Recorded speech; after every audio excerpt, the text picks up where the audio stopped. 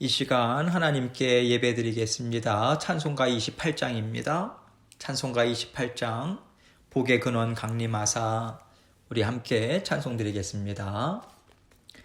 복의 근원 강림하사 찬송하게 하소서. 한량없이 자비하심 증량할 길 없도다. 천사들의 찬송가를 내게 가르치소서. 구속하신 그 사랑을 항상 찬송합니다. 주의 크신 도움 받아 이때까지 왔으니 이와 같이 전국에도 이르기를 바라네. 하나님의 품을 떠나 죄에 빠진 우리를 예수 구원하시려고 보혈을 여주셨네. 주의 귀한 은혜 받고 일생 빚진 자 되네. 주의 은혜 사슬 되사 나를 주께 매소서. 우리 마음은 연약하여 범죄하기 쉬우니 하나님이 받으시고 천국인을 지소서. 아멘. 기도하겠습니다. 하나님 아버지 감사합니다. 지금까지 주님께서 베풀어 주신 은혜로 살아왔습니다. 지금도 우리를 사랑하시는 주님께서 베풀어 주시는 은혜로 살아갑니다. 우리가 주님 앞에 설 때까지 그 주님의 사랑과 보살피심이 단 한순간도 변하지 않는 것을 믿고 감사드립니다. 아버지 하나님, 날마다 주님께서 말씀을 통해서 깨닫게 해주시고 성령을 통해서 생각나게 해주시고 우리의 삶의 여러 가지 상황과 여건들을 통해서 살아계신 하나님께서 우리를 보살펴 주심을 우리가 목도하고 살아갈 수 있도록 인도해 주셔서 감사합니다. 주님, 생명의 말씀만 붙들고 아버지 하나님, 주님께서 우리를 향한 그 사랑의 마음 믿는 믿음으로 날마다 평안 가운데 살아갈 수 있도록 도와주옵소서.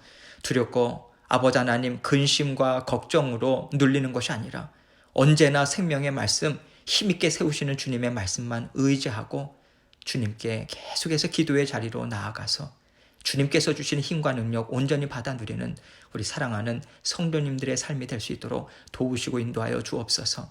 오늘도 힘있게 그 길을 계속해서 동행해 주시고자 오늘도 말씀을 저와 모든 성도님들에게 베풀어 주십니다. 아버지 하나님께서 우리 각자에게 들려주시는 주님의 말씀 겸손한 심령으로 듣고 깨달아 알고 아버지의 말씀과 더불어 동행하는 저희들 될 수 있도록 도와주옵소서.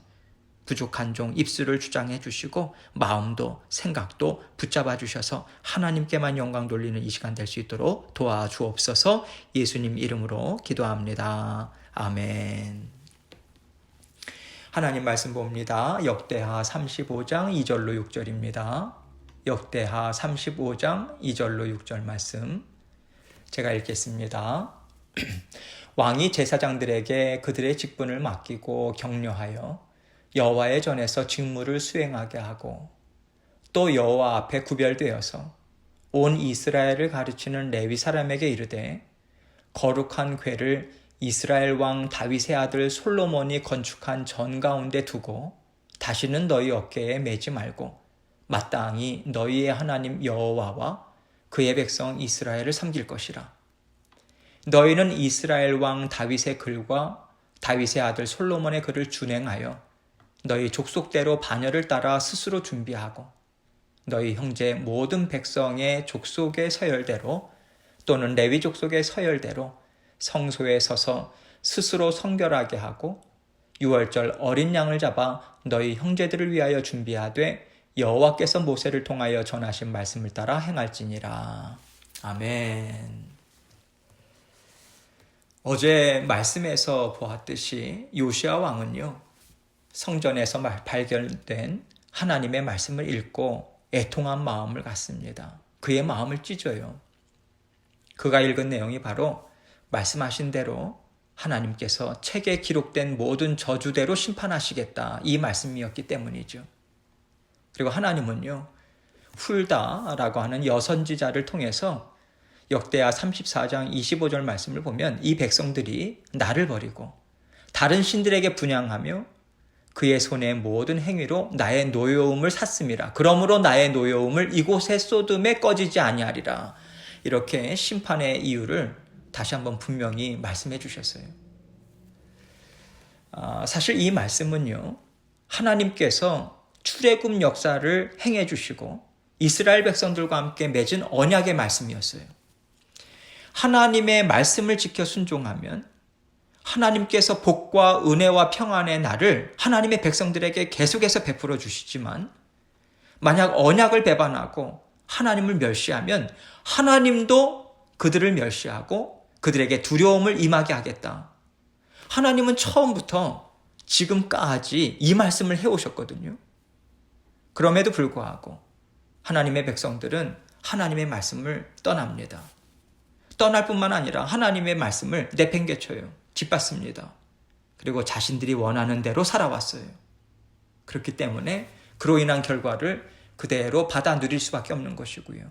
하나님께서는 약속을 반드시 지키시는 하나님이시기 때문에 그 약속을 지키시는 그러한 하나님의 진노의 심판을 그들에게 내릴 수밖에 없는 것입니다. 그렇다면 이때 요시야 왕은 어떻게 하는가? 하나님의 심판을 피할 수 없는 거라면 어차피 망할 건데 지금에 와서 무엇을 한들 뭐가 달라지겠는가? 그러한 생각으로 그는 자포자기하지 않았습니다. 주저앉지 않았어요. 어떻게 해서든지 하나님의 백성들이 지금이라도 하나님께 다시 돌아갈 수 있도록 자신이 할 수 있는 모든 노력을 기울입니다. 그것이 오늘 말씀, 그리고 그 이전 말씀, 계속해서 이어지는 그 말씀 아니겠습니까? 아마도 백성들 중에서는요, 이런 노력이 무슨 소용이 있겠는가, 그렇게 요시야 왕의 그런 일들을 바라보면서 회의적인 마음을 품는 자들도 있었을 거예요. 그러나 요시야는요, 흔들리지 않습니다. 한 영혼이라도 하나님 앞에서 바로 세워질 수 있다면 그 마음을 가지고요, 백성들 귀에 하나님의 말씀을 하나하나 다 들려줍니다. 그들 마음에 깊이 새기도록 도와주고 있는 거죠. 그래서 비록 하나님의 심판으로 인해서 이스라엘 민족이 망한다 할지라도 그들만이라도, 하나님의 말씀을 그 심령에 새긴 자들만이라도 끝까지 하나님의 신실하신 말씀을 붙잡아서 다시 하나님 앞에 쓰임받을 수 있도록 지금 인도해 나가고자 하는 그 마음을 갖고 있는 거예요. 하나님의 진노의 심판은 피할 수 없을지라도 하나님의 말씀에 순종함으로 나아가서 그 자녀들이 훗날에라도 구원 역사에 동참하는 남은 자들, 하나님은 시대와 어떠한 상황이든지 간에 하나님의 구원 역사에 동참하는 남은 자들을 하나님께서 남기시잖아요. 그 남은 자들로서 살아갈 수 있도록 그 기초를 놓아주겠다라고 하는 요시야의 간절한 마음이 담겨 있는 것입니다. 이렇게 우리도요, 언제나 하나님의 신실하심과 은혜만을 붙잡고요, 그 어떤 상황에서도 우리는 포기하지 말아야 합니다. 주저앉지 말아야 돼요. 하나님의 구원의 음성이 들리는 순간 하나님께 우리는 무릎으로 나아가면 됩니다. 하나님께 겸손한 마음으로 나아가면 돼요. 하나님께서 다시 품어주시기 때문에 그렇죠. 이것이 오늘 말세를 살아가는 우리 모두가 날마다 기억하고요, 붙잡고 살아가야 하는 그러한 믿는 자녀들의 모습인 것입니다. 우리 모두에게도 심판의 날이 정해져 있잖아요. 예수 그리스도께서는 다시 이 땅에 오신다고 약속해 주셨어요. 그리고 말세가 지금 말세의 때지 않습니까? 시간이 지나면 지날수록 그때는 가까워져 오는 거죠. 그 상황 가운데 우리는 믿음을 지키며 살아가는 상황들은요, 점점 더 그 상황이 어려워져요. 그 정도는 더해갈 것입니다. 그러나 우리가 오늘 이 순간 우리에게 들려주시는 생명의 말씀을 의지하면서 하루하루 살아간다면 세상 사람들에게는 두려운 날이고요. 세상 사람들에게는 진노의 날일 거예요. 그러나 우리에게는 너는 내 딸이고 내 아들이다. 하나님의 칭찬을 듣고요. 내가 너와 함께 이 땅에서 정말 잘 살았다. 참 기뻤다. 그리고 영원한 복락의 그 천국으로 우리 주님과 함께 들어가는 기쁨의 날이 우리에게 되는 거예요. 이런 맥락에서 오늘 저는요, 지금 우리가 어떻게 살아야 하는가, 이것에 대해서 오늘 말씀을 통해서 여러분과 함께 은혜를 나누고자 합니다. 2절 말씀을 봅니다. 왕이 제사장들에게 그들의 직분을 맡기고 격려하여 여호와의 전에서 직무를 수행하게 하고, 여기 격려하여라고 하는 단어는요, 강하게 하다, 용기를 북돋아 주다, 이런 뜻입니다. 하나님께서 말씀하신 그대로 모든 일들을, 하나님을 섬기는 일들을 추진해 갈 수 있도록 용기를 주고 있는 거죠. 여러분, 전에도 우리가 살펴봤듯이요, 오랜 동안을 하나님의 이름이 멸시를 당해왔어요. 하나님의 임재를 상징하는 성전이 경홀히 취급받아 왔습니다. 하나님을 섬기는 모든 질서들이 다 망가졌잖아요. 허물어졌잖아요. 하나님을 섬기는 제사장들, 레위인들도 마찬가지죠. 요시아는 이제 선왕 때에 허물어졌던 성전 질서를 다시 회복시킵니다. 제사장들이 하나님을 온전히 섬길 수 있도록 직분을 회복시켜주고 있어요. 그러면서 이제는 온전한 믿음으로 하나님의 말씀을 따라 힘있게 섬기십시오. 그렇게 힘을 더해주고 격려해주고 있는 거죠. 참 아름다운 모습이죠.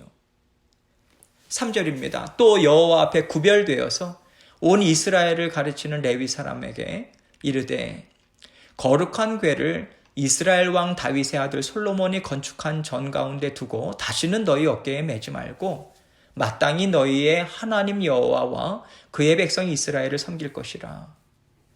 레위 사람들에게는 먼저요, 여호와 앞에 구별되어서 온 이스라엘을 가르치는 이 설명이 덧붙여져 있어요. 이스라엘 백성들에게 하나님의 말씀을 계속해서 가르치는 그 역할을 하나님께서 맡겨주신 거죠. 레위인들을 하나님께서 구별되어 세우셔서요. 여러분, 하나님의 말씀을 가르치기 위해서는요, 먼저 가르치는 자가 말씀에 온전히 붙들려야 합니다. 가르칠 뿐만 아니라 하나님의 말씀을 마음에 두고 살아가는 하나님의 자녀들은 붙들려야 돼요. 먼저 붙들린다라고 하는 것은 하나님께만 모든 마음과 생각이 집중되어야 되는 거잖아요. 그러기 위해서 우리가 동시에 행해야 하는 것이 무엇입니까?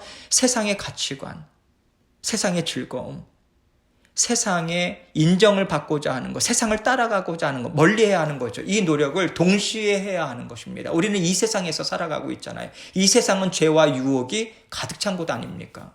언제나 세상과 구별되어 살아가는 모습이 있어야 하기 때문에 여호와 앞에서 구별되어서 이 말씀을 주고 있는 거죠.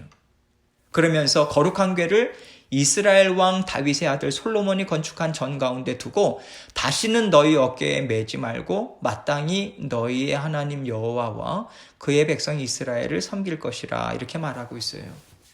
여기서 우리가 주목해야 하는 것이요, 다시는 언약궤를 너희 어깨에 매지 말라, 이렇게 말한 거예요.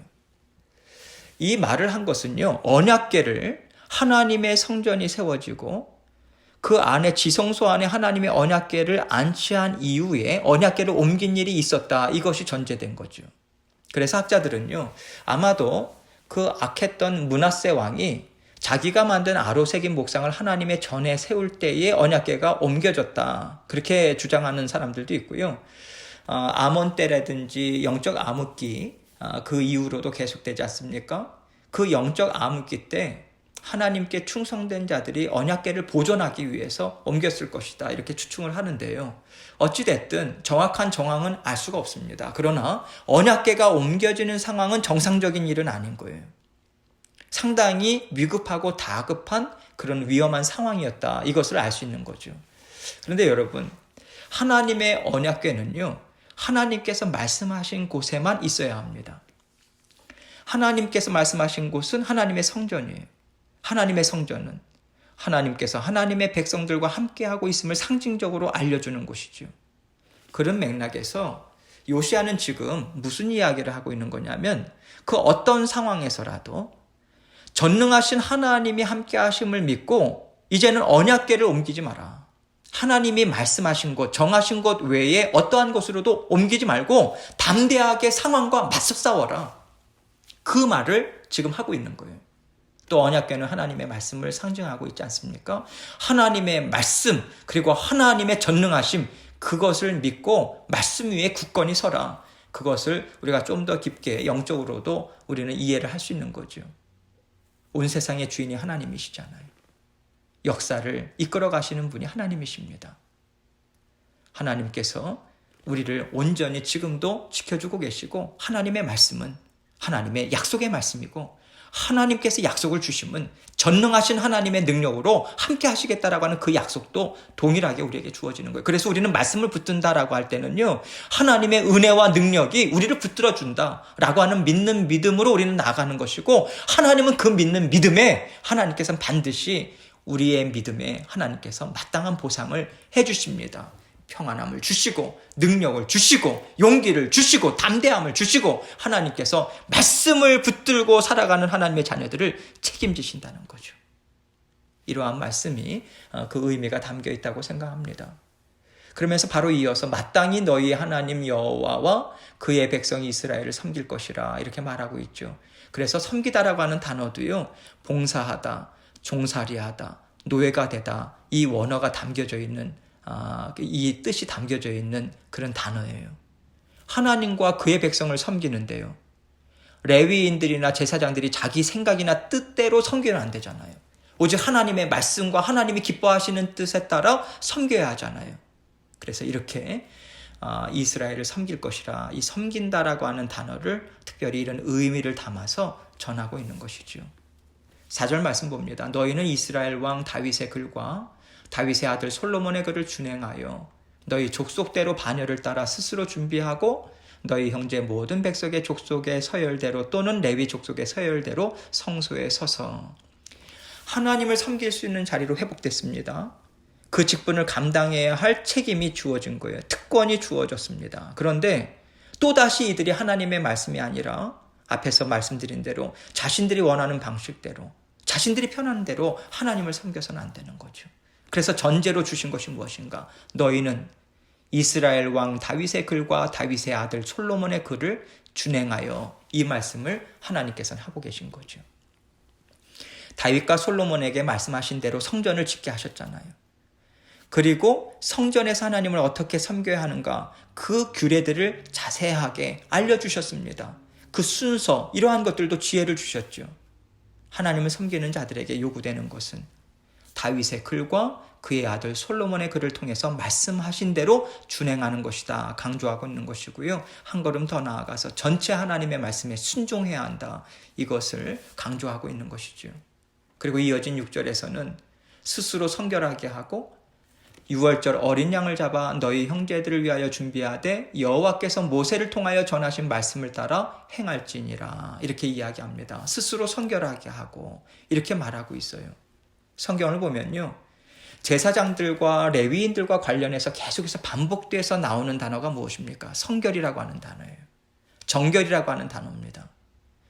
하나님과 교제를 나누며 하나님을 섬기는 자녀들이 제사장이잖아요. 레위인들이잖아요. 오늘날로 치자면요, 모든 믿음의 자녀들이죠. 하나님의 자녀들은요, 하나님을 섬기기 전에 반드시 거룩하신 하나님의 성품과 말씀에 어느 정도는 부합되는 상태를 계속해서 유지해 나아가야 합니다. 문제는 무엇인가요? 우리는 죄성이 있잖아요. 육신의 연약함이 있잖아요. 그래서 언제든지 마음을 다잡고 하나님 마음에 부합하도록 유지해 나갈 수 있는 능력이 우리에게는 없다는 거예요. 넘어지잖아요. 쓰러지고요. 죄로 더럽혀지지 않습니까? 하나님의 자녀들에게도 이 모습이 계속해서 나타나잖아요. 당시의 제사장들과 레위인들 또한 마찬가지죠. 그래서 이들에게 베풀어 주신 은혜가 무엇인가? 유월절 어린 양을 잡아 너희 형제들을 위하여 준비하되 여호와께서 모세를 통하여 전하신 말씀을 따라 행할지니라, 이 말씀인 것입니다. 여러분, 유월절 어린 양을 잡는다라고 하는 것에는요, 대속의 죽음을 죽은 그 희생제물의 피가 뿌려진다, 그 의식 가운데 속해 있잖아요. 이 뜻이 담겨 있는 것입니다. 하나님을 섬기는 자녀들은 이렇게 속죄제물의 피로 뿌림을 받아야만 하나님을 섬기는 자리에서 살아갈 수 있는 거예요. 하나님은 비록 그들이 연약하고 죄성으로 인해서 쓰러진다 할지라도 뿌려진 피를 보시고 언제나 의롭다, 거룩하다, 깨끗하다, 내 앞에서 섬길 수 있다, 은혜를 베풀어 주시는 것이죠. 그래서 저와 여러분에게도 우리 죄를 대속하신 예수 그리스도의 십자가 대속의 보혈을 성령을 통해서 날마다 흘려주시는 거잖아요. 그래서 우리가 비록 넘어진다 할지라도 십자가 보혈을 의지하면서 주님, 저의 죄를 용서해 주십시오. 주님의 보혈의 피로 깨끗게 해주십시오 하면서 나아갈 때 그 보혈의 피로 덮어주시고 은혜와 긍휼을 베풀어 주시는 거잖아요. 보혈의 피를 의지하면서 회개와 겸손한 심령으로 나아갈 때 주님께서 그 보혈의 피를 보시고 우리를 아름답다, 거룩하다고 인정해 주시는 거예요. 그 은혜를 덧입을 때 하나님과의 온전한 관계가 다시 회복돼서요, 하나님과 힘있게 동행하는 삶을 살 수 있는 것이고요. 그럴 때만이 함께 살라고 붙여주신 가족들이나 믿음의 형제 자매들을 섬길 수 있는 거예요. 만약 우리가 예수 그리스도의 보혈의 피로 날마다 깨끗이 씻김을 받지 않고요, 우리 자신을 계속 돌아봄이 없다면 우리는 어떤 일로도 하나님이 기뻐하시는 일을 이룰 수 없어요. 하나님은 그 섬김 받지 않으십니다. 받으실 수가 없는 거예요. 왜냐하면 하나님과의 관계가 회복되지 않았잖아요. 온전해지지 않았잖아요. 그런 상태에서 하나님을 섬긴다고 하면요, 어떤 일을 하면 할수록 하나님 앞에서 책망을 받게 되고요, 사람들 앞에서 부끄러움을 당할 수밖에 없는 것입니다. 그래서 6절 말씀에서도 먼저 스스로 성결하게 하고 그리고 나서 우리의 형제들을 위해서 섬기라 말씀하고 있는 거죠. 하나님의 말씀대로 준행하지 않는 자녀들을 하나님은 그 어떤 때라도 쓰실 수가 없으신 것입니다. 우리 마음에 하나님을 향한 뜨거운 열정이 있다고 해서 하나님은 다 사용하시는 게 아닙니다. 그 섬김을 다 받으시는 게 아니에요. 언제나 두렵고 떨리는 겸손한 심령을 원하십니다. 하나님 마음으로 말씀대로 순종하고자 하는 애씀이 있을 때, 보혈의 피를 의지하는 노력이 우리에게 있을 때 그것을 보시고 하나님께서 기뻐하시는 뜻을 깨닫게 해주세요. 하나님이 원하시는 뜻을 이룰 수 있도록 지혜와 능력을 베풀어 주십니다. 우리는 오직 하나님이 공급해 주시는 은혜와 능력으로 하나님이 기뻐하시는 삶을 계속해서 살아갈 수 있는 하나님의 자녀들인 것입니다. 어느 때라도 하나님 주시는 음성을 겸손한 마음으로 잘 받도록 애쓰고요, 하나님 말씀대로 준행하고자 했을 때 하나님께서 말씀을 통해서 우리가 걸어갈 길을 깨닫게 해주시고요, 이 땅에서 어떻게 살아야 할지 그 길을 나타내 보여주십니다. 오늘도 힘있게 우리 주님 앞에 감사와 겸손함으로 주님과 함께 힘있게 동행하시는 저와 여러분이 되시길 주님의 이름으로 축원합니다. 말씀을 생각하시면서 하나님께 또 간구의 기도를 드리시면서 또 오늘 하루 시작하도록 하겠습니다. 기도하겠습니다.